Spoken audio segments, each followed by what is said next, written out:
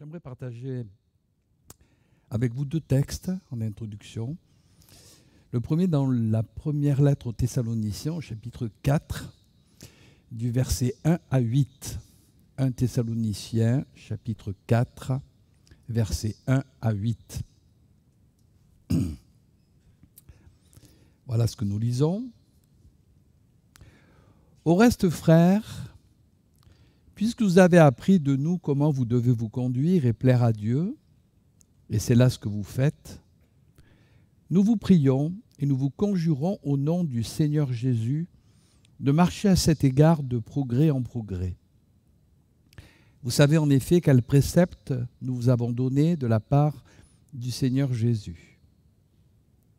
Ce que Dieu veut, c'est votre sanctification. C'est que vous vous absteniez de la débauche et que chacun de vous sache posséder son corps dans la sainteté et l'honnêteté, sans vous livrer à une convoitise passionnée, comme font les païens qui ne connaissent pas Dieu. C'est que personne n'use envers son frère de fraude et de cupidité dans les affaires, parce que le Seigneur tire vengeance de toutes ces choses, comme nous vous l'avons déjà dit et attesté, car Dieu ne nous a pas appelés à l'impureté, mais à la sanctification.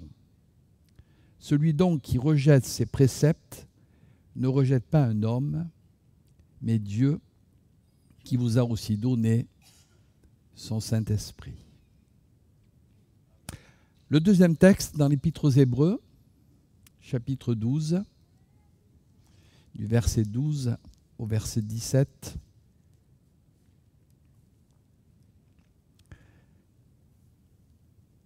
Voilà ce que nous dit l'apôtre. Fortifiez donc vos mains languissantes et vos genoux affaiblis, et suivez avec vos pieds des voies droites, afin que ce qui est boiteux ne dévie pas, mais plutôt se raffermisse. Recherchez la paix avec tous et la sanctification, sans laquelle personne ne verra le Seigneur. Veillez à ce que personne ne se prive de la grâce de Dieu, à ce qu'aucune racine d'amertume poussant des rejetons ne produise du trouble et que plusieurs n'en soient infectés, à ce qu'il n'y ait ni débauché, ni profane comme Ésaü, qui pour un mets vendit son droit d'aînesse. Vous savez que plus tard, voulant obtenir la bénédiction, il fut rejeté, quoiqu'il l'ait sollicité avec larmes, car il ne put amener son père à changer de sentiment. Amen. Au verset 3, dans le premier passage que nous avons lu, et c'est là-dessus que j'aimerais partager ce matin, c'est ce thème que j'ai sur mon cœur, il nous est dit, ce que Dieu veut, c'est notre sanctification. La version Parole vivante retranscrit ainsi, Dieu veut que vous lui apparteniez entièrement. Il attend de vous, il attend de nous une vie sainte, consacrée à son service. La version français courant dit, voici ce que Dieu veut, c'est que vous soyez saints et que vous vous gardiez de l'immoralité. Au verset 7, toujours dans l'Épître aux Hébreux, il nous est dit, car Dieu ne nous a pas appelés à l'impureté, mais à la sanctification. Français courant dit, Dieu ne nous a pas appelés à vivre dans l'immoralité, mais dans la sainteté. Dans plusieurs versets de la parole de Dieu, 6 ou 7, Lévitique 11, 44, Lévitique 19, 20, Lévitique 27, Nombre, 1 Pierre, il y a toujours ce verset qui revient comme un leitmotiv, c'est ce verset qui dit « Soyez saints, dira le Seigneur, car je suis saint. » Ce que Dieu veut, c'est notre sanctification. Soyons saints, car il est saint. Et puis, l'Épître aux Hébreux dit « Recherchez la sanctification sans laquelle personne ne verra le Seigneur. » c'est bien de le réaliser. Ce n'est pas ce qu'on peut faire, ce qu'on peut dire. Tout ça, c'est l'important, c'est rechercher la sanctification, sans laquelle personne ne verra le Seigneur. La version Parole vivante dit « Efforcez-vous de progresser vers une vie sainte, sans laquelle personne ne pourra voir le Seigneur. » La version Chouraki dit « Poursuivez la consécration, sans laquelle personne ne verra Adonai. » Et la version français courant dit « Efforcez-vous de mener une vie sainte, car sans cela, personne ne pourra voir le Seigneur. » Pour nous, enfants de Dieu, pour nous chrétiens qui sommes nés de nouveau, c'est une grande priorité pour chacune de nos vies, d'une manière personnelle, de chercher on va le voir, non pas une pseudo-sanctification. On n'est pas des religieux. Ne soyons pas comme les religieux qui nettoyaient simplement l'extérieur et dont l'intérieur, excusez-moi, était pourri, parce que ça n'impressionne pas le Seigneur. Mais que nous soyons vraiment des authentiques enfants de Dieu et que nous puissions, comme le Seigneur le dit, nous sanctifier. Surtout dans les temps que nous vivons, qui sont quand même des temps particuliers, des temps cruciaux. Ce n'est pas ce que demain nous réserve, allez savoir. Mais pour nous, plutôt que de s'agiter, plutôt que de chercher des embrouilles à droite et à gauche, sanctifions-nous. Mettons-nous à part pour le Seigneur et pour sa gloire, afin, quoi qu'il arrive, d'être prêt pour ce que le Seigneur a prévu pour nos vies, pour nos maisons et pour notre famille. Sanctification, ça doit être quelque chose de vital pour chacune de nos vies. C'est la grâce de Dieu qui nous a sauvés. Et Hébreu dira, nous sommes sanctifiés par l'offrande du corps de Jésus-Christ. Lui, il s'est offert pour nous. Il nous a sanctifiés, il a donné sa vie. Quelle grâce, quel privilège. Et c'est sa grâce. Mais si nous avons réalisé cette grâce de Dieu, ce n'est pas pour après faire n'importe quoi, agir n'importe comment. Parce que nous sommes, n'oublions pas, devenus des chrétiens, des petits Christ. Et comme le dit la parole de Dieu, tout disciple accompli sera comme son maître. Et nous sommes appelés, mes amis, déjà nous sommes appelés des saints de Dieu, dans le bon sens du terme.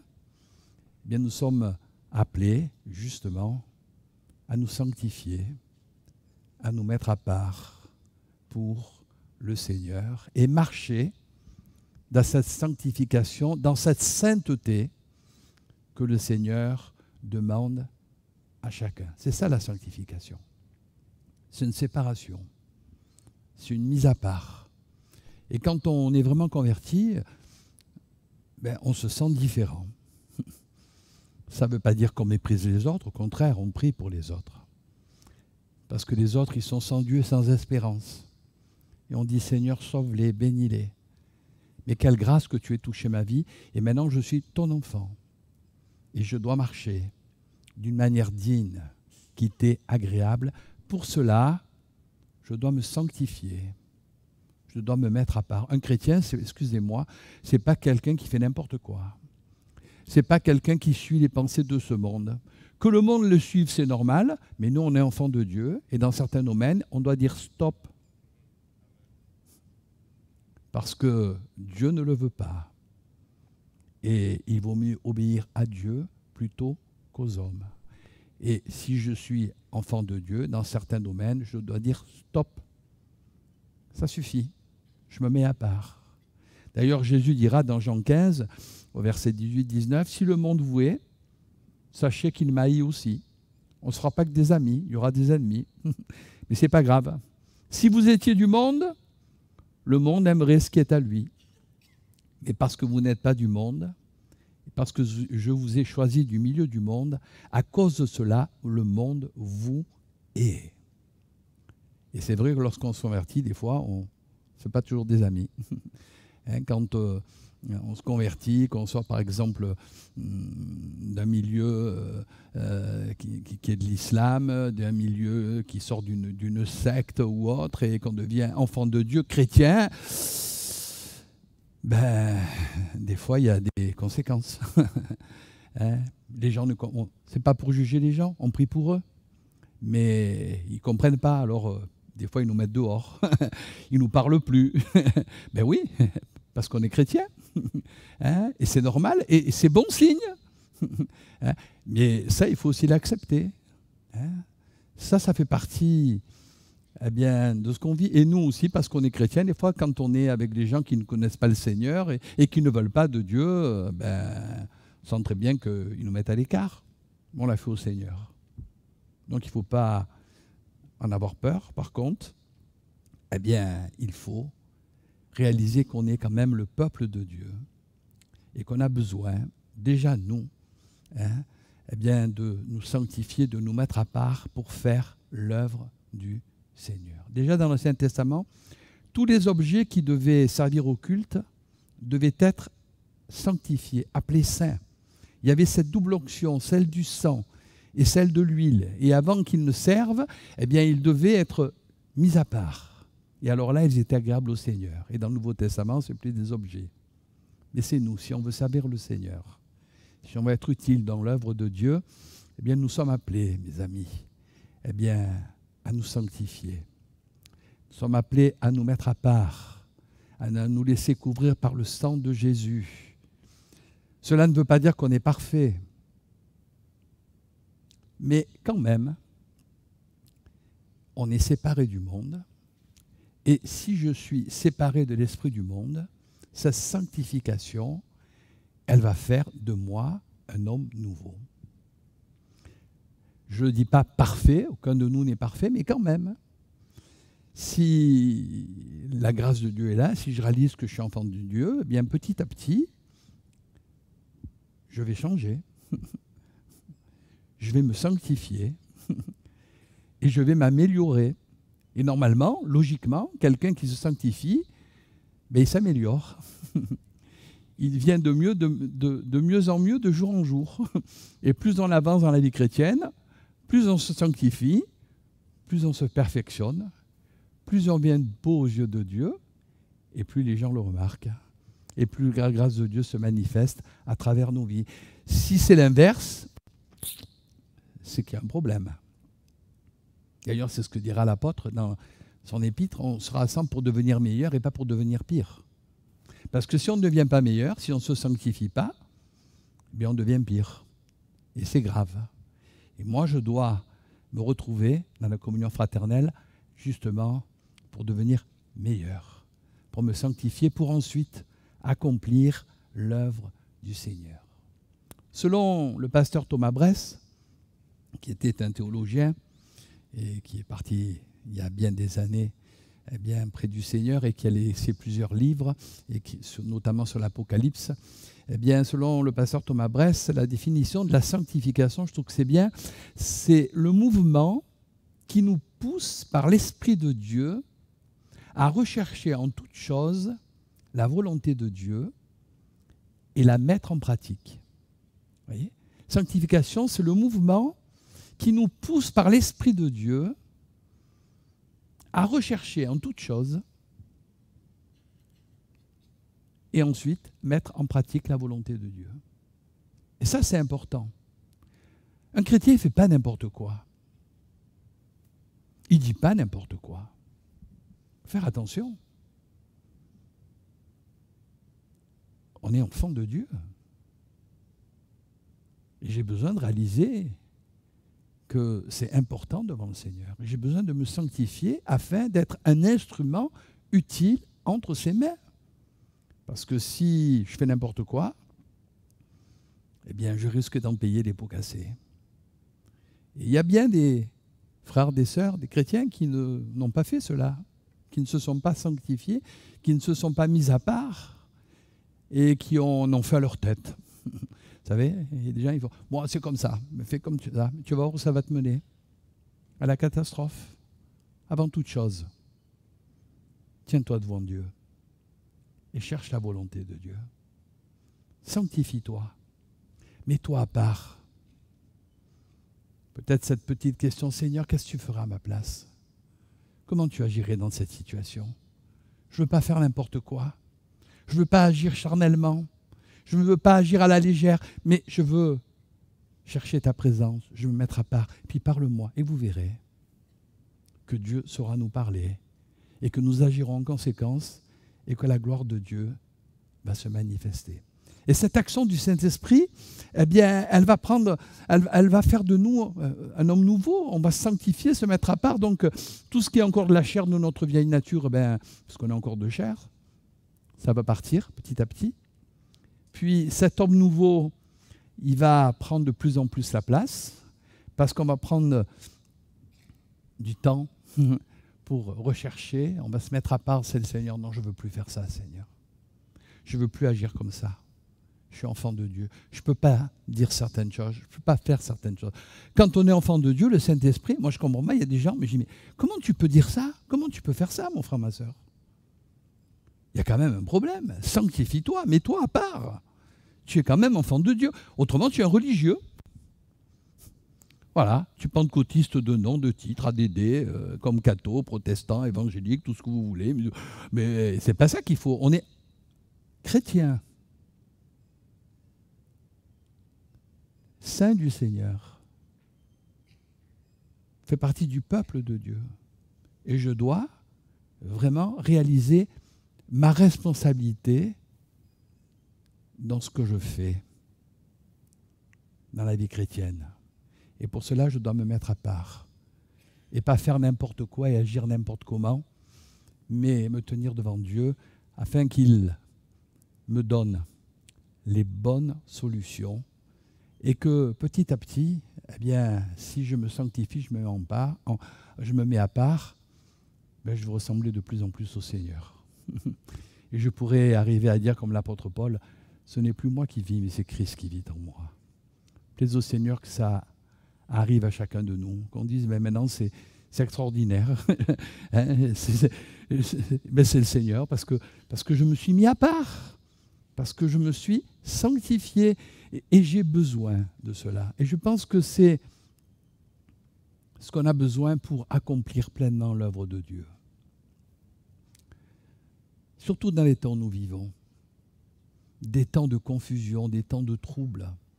Des temps où on ne sait plus où on en est, mes amis. Les gens perdent complètement les repères, perdent complètement les pédales, mes amis. Mais nous, on est chrétiens. Et nous, on a un message. Puis nous aussi, on a des positions bibliques. Et on sait les tenir. Et on sait aussi les dire de la bonne manière, afin que les gens qui nous écoutent puissent comprendre et puissent se tourner vers le Seigneur. Pour cela, j'ai besoin de me sanctifier. J'ai besoin de me mettre à part. Moi, c'est ce que je ressens depuis pas mal de temps. C'est marrant, hein? Mais je pense qu'on a besoin, surtout dans les temps où nous vivons, je le répète, mais on a besoin de se sanctifier.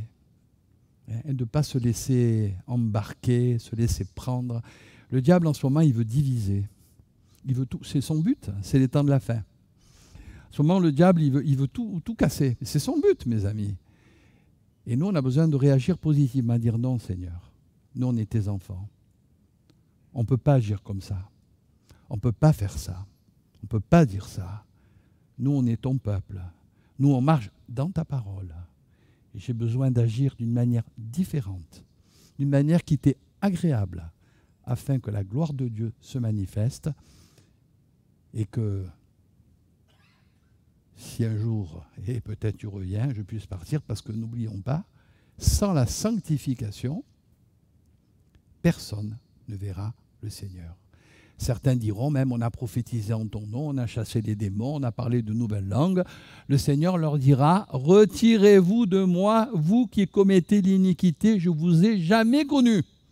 C'est bon, on aura des surprises dans le ciel. Hein, pas parce que tu fais des choses, frère, c'est pas ça l'important.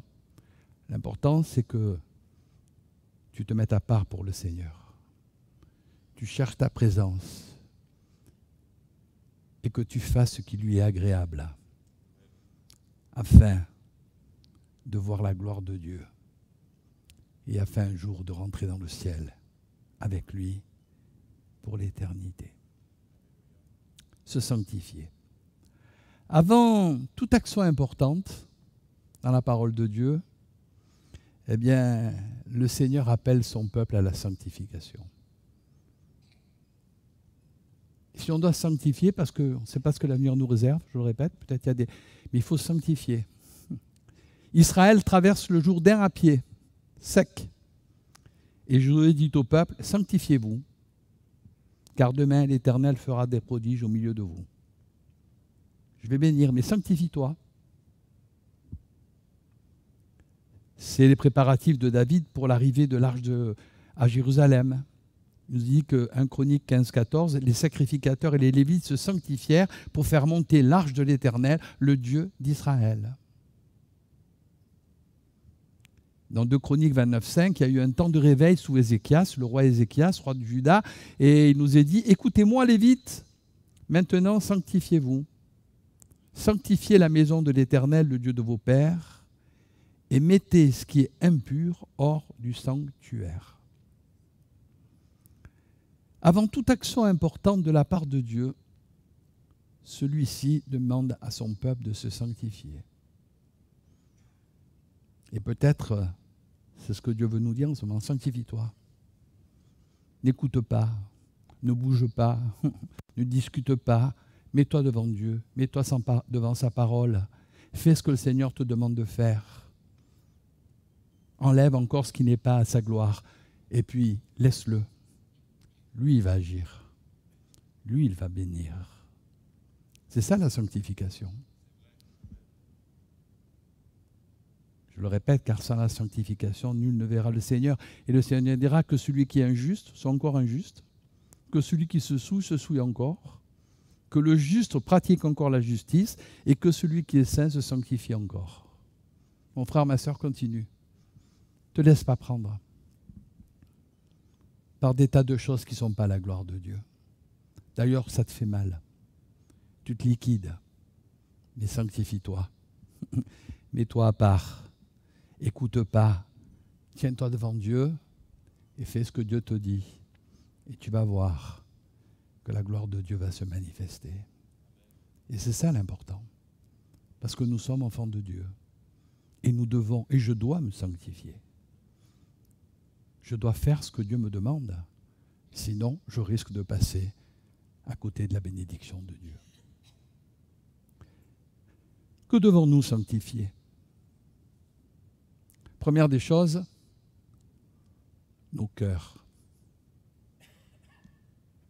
1 Pierre 3,15 dit « Sanctifiez dans vos cœurs Christ le Seigneur ».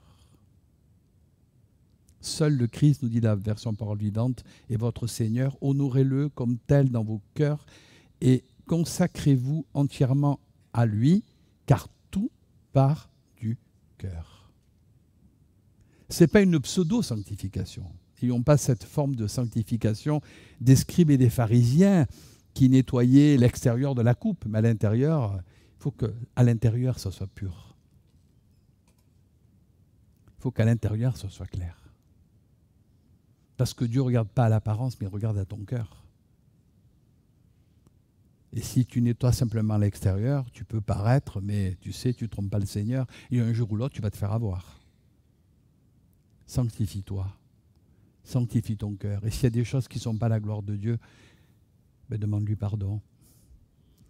Dis-lui, Seigneur, je ne veux plus agir comme ça. Ce n'est pas ta gloire. Parce que derrière tout, je te fais mal. Je fais mal à ton œuvre. Je fais mal à tous ceux qui m'entourent. Et je suis en train de me liquider. Je veux me sanctifier.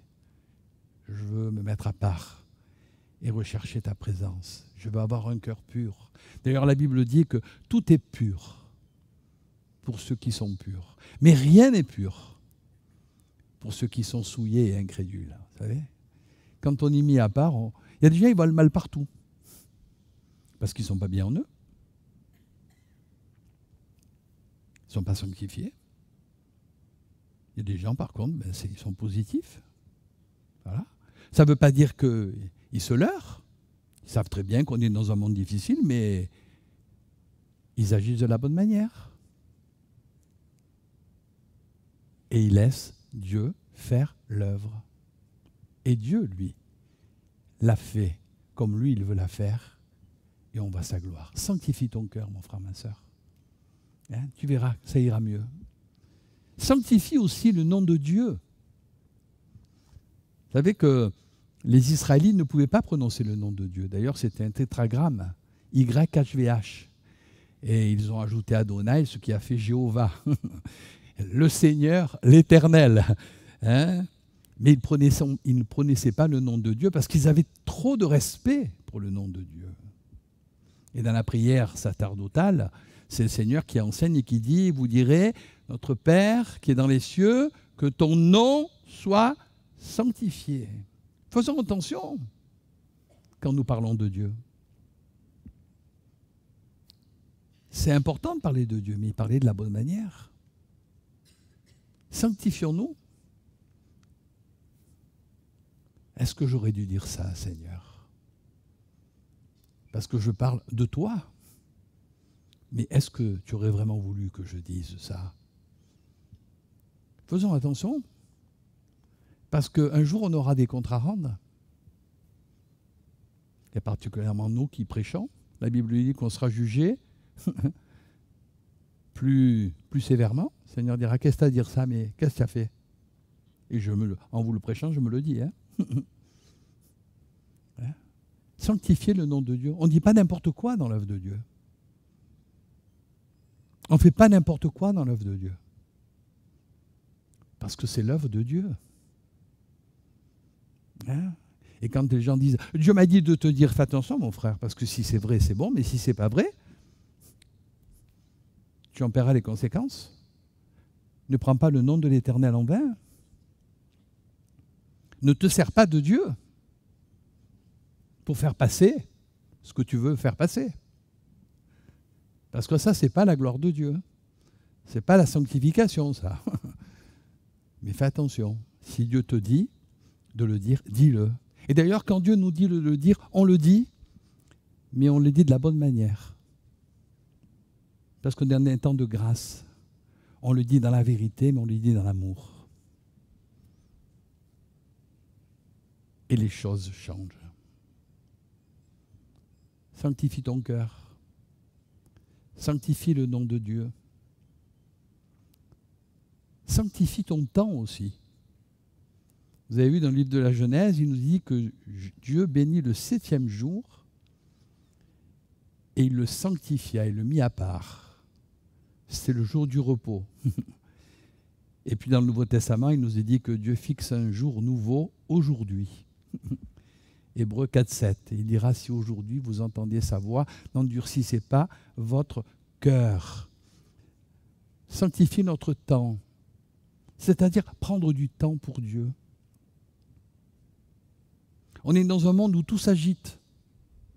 Il faut toujours faire vite, vite, vite, vite, vite, vite. Et de plus en plus vite. Et on dirait que l'adversaire met ça pour que les gens n'aient plus de temps. Prends du temps pour le Seigneur.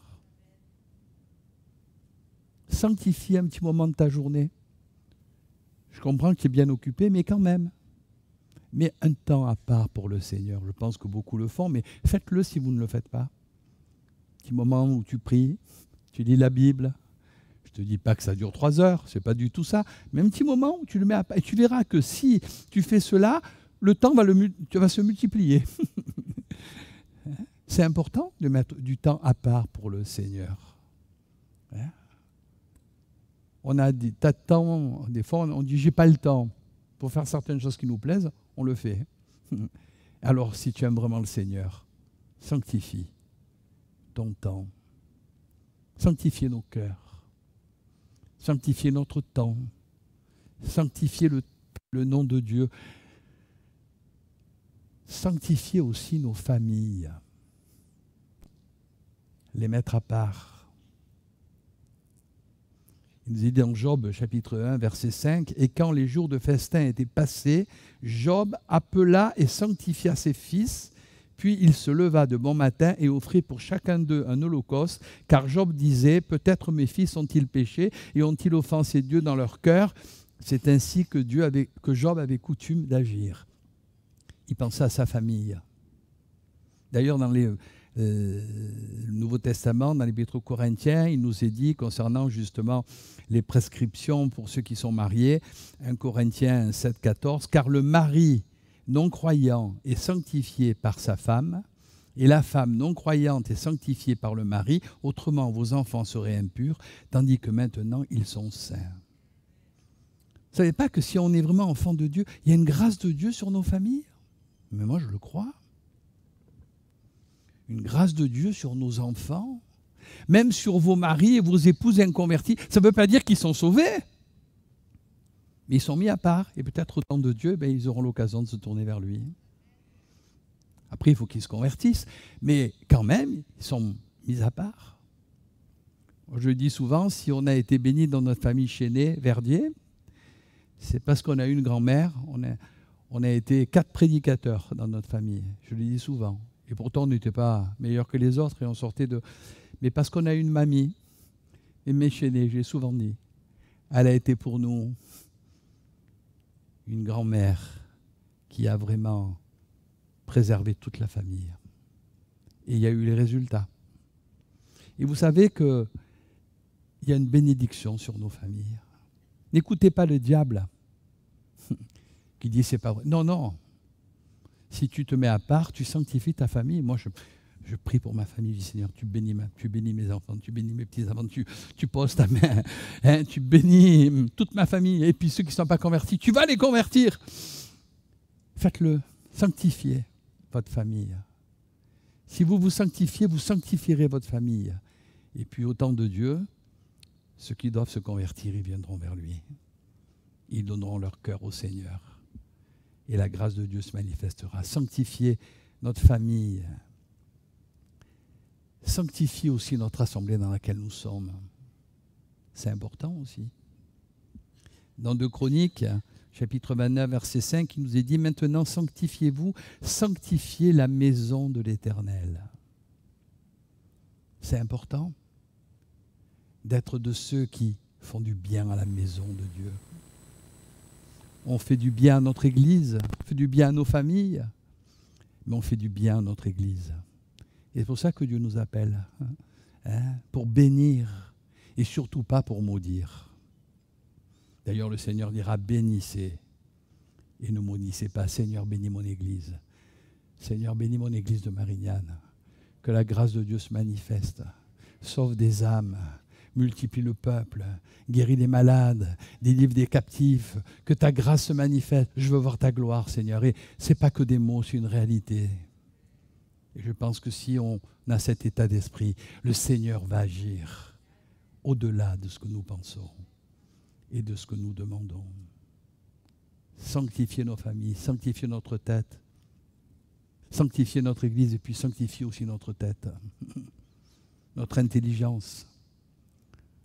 Donne-moi d'être intelligent et dans certaines situations d'agir de la bonne manière. De ne pas me laisser embarquer dans des chemins de traverse qui risquent de me faire plus de mal que de bien.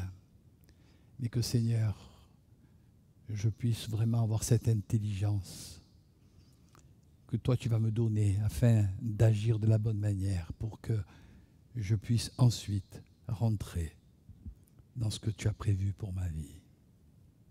Puis un dernier point aussi, sanctifier nos biens, savoir donner à la maison de Dieu, savoir donner à l'œuvre de Dieu. Ça, c'est pour le Seigneur. Je ne le fais pas pour le faire. D'abord, le Seigneur, ce qu'il regarde, c'est la manière dont on fait les choses. Mais je le fais parce que c'est l'Église, c'est mon Église, c'est ce que le Seigneur, je donne parce que c'est normal. C'est Dieu qui m'a donné et je ne donne qu'en retour et je le fais parce que c'est normal. Parce que je suis son enfant, je suis son bien-aimé. Et tout vient de lui. Et quand j'ai cette mentalité, je suis heureux. Je suis son enfant. Je me sanctifie. Voilà. C'est important cela. Et c'est ce que Dieu nous demande. Seigneur, ce matin, je veux me mettre à part pour toi. Peut-être ce que plusieurs réalisent. Mets-toi à part pour le Seigneur. Ne te laisse pas prendre. Sanctifie-toi, mon frère, ma sœur. Enlève déjà ce qui n'est pas la gloire de Dieu. Laisse le Seigneur enlever toutes ces choses et puis laisse-le te parler, laisse-le t'enseigner. Mets-toi à part pour lui, prends du temps. Et tu verras que si tu fais ce que le Seigneur te demande, le Seigneur a préparé pour toi de bonnes choses. Se sanctifier, c'est se sanctifier aussi par sa parole. Quelle grâce d'avoir la parole de Dieu. C'est Jésus qui dira, sanctifie-les par ta vérité. Ta parole est la vérité. Comme tu m'as envoyé dans le monde, je les ai aussi envoyés dans le monde, et je me sanctifie moi-même pour eux, afin qu'eux aussi soient sanctifiés par ta vérité. Seigneur, que ta parole que je lis, que je médite, que ta parole que j'entends ne soit pas un sermon pieux, ne soit pas un principe religieux, mais qu'elle puisse être comme cette épée qui va me transverser, qui va séparer ce qui est précieux de ce qui est vil. Je veux qu'elle me sanctifie, afin de devenir meilleur et d'être cet homme de Dieu, cette femme de Dieu, accomplie et propre à toute bonne œuvre. Ce dernier verset que je voulais partager avec vous, dans 1 Thessaloniciens 5:23, il nous est dit que le Dieu de paix, vous sanctifie lui-même tout entier, et que tout votre être, l'esprit, l'âme et le corps, soient conservés irréprochables lors de l'avènement de notre Seigneur Jésus-Christ. Celui qui vous a appelé est fidèle, et c'est lui qui le fera. Alors Seigneur, je me tourne vers toi, je me sanctifie en toi, et je te laisse agir, et tu fais ton œuvre. Et je suis prêt pour ce que tu as prévu pour ma vie. Qu'à ton nom soit toute la gloire. Amen. Merci de nous avoir suivis sur notre chaîne YouTube. Vous avez aimé cette vidéo? Alors je vous invite à vous abonner. La vision de notre Église, c'est le salut en Jésus parce que lui seul sauve. Alors si vous souhaitez en savoir plus, si vous avez des questions, n'hésitez pas à nous contacter sur notre site internet www.egliseenna.fr.